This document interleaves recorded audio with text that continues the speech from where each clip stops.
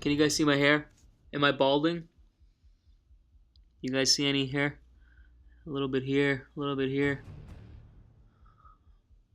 Is this balding gonna increase my risk for prostate cancer? That seems to be the big question today. Does male baldness increase your risk for prostate cancer? There's a lot of people freaking out today, including my friends and family, as well as some of my patients that have emailed me or called me, basically saying, "Oh my God, I'm 40 something years old and I have baldness, so should I be more aggressive with my prostate cancer screening?" So the study was in the Journal of Clinical Oncology, and what the researchers had done was taken a group of patients that were part of a larger study within the prostate, lung, colorectal, and ovarian cancer screening trial. Basically, this was 155,000 people that were part of this trial. Recruitment began several decades ago. The recruitment has ended, and now the follow-up continues to happen up until about 2015. And what they were essentially looking at in the entire trial was whether certain screening techniques work. And specifically for prostate cancer, they were trying to see if there was an advantage of a digital rectal exam, basically the finger test, and the use of the PSA. And what they did from there was basically take a survey. So everyone that was enrolled that had a diagnosis of prostate cancer versus not a diagnosis, they sent them a study and said, "Hey, when you were 45 years old, can you remember how bald you were?"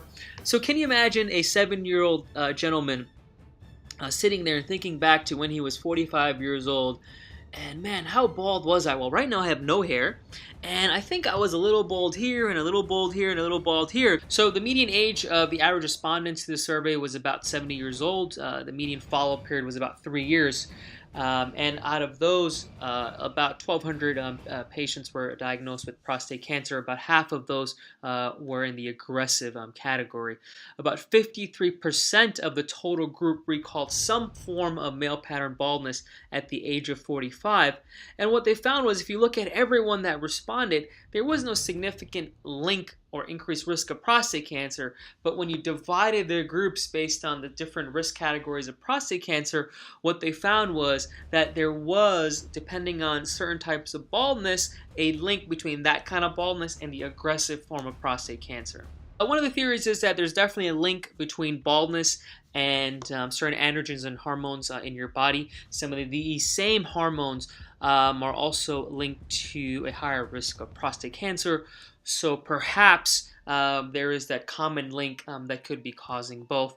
It's just a theory for now, and further research studies will definitely be needed before we can make a definitive link between these two. There's definitely limitations on the study. The first being that it was survey-based, so there may be what we call recall bias, where the patient that was being surveyed just may not remember, and that can kind of confound the variables. The second was overall the study had an underrepresentation of African American males, and as we all know, African American males are at higher risk of prostate cancer. So the study is good, I feel, in that it's definitely putting prostate cancer back on the map and is garnering attention, especially since September is Prostate Cancer Awareness Month. Oh, and by the way, if you guys have any questions, you're more than welcome to email me, jamin@orlandohealth.com. So with that, this is Dr. B, Dr. Brahmbhatt with the Pure Clinic and Drive for Men's Health, and we will continue the conversation next week talking about enlarged prostates. Thank you very much.